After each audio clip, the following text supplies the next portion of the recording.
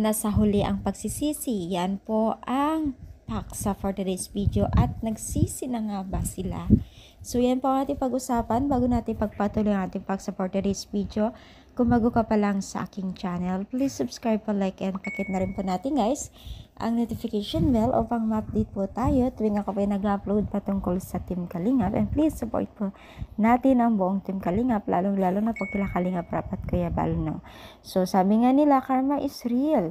So sa huli talaga pagsisisi at wala nga daw di umanong maibubunyag na sikreto. Yes mga mima, yan po ang sinabi ng mga netizens na kung saan po ay may chance pa or nagsisi na nga daw ba itong si Erica sa kanilang ginawa dahil binubulgar na po ang mismong kamag-anak nila sa larangan ng social media ang mga pakitang tao na di umano itong si Erica.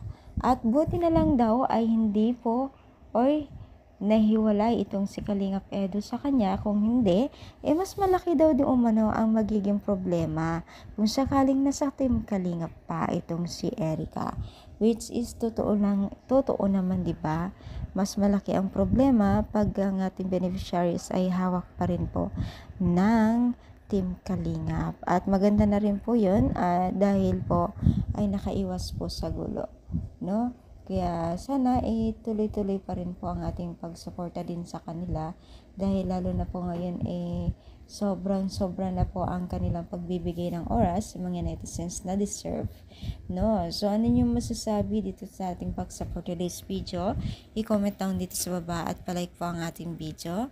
Thank you so much guys, more power, and God bless po guys.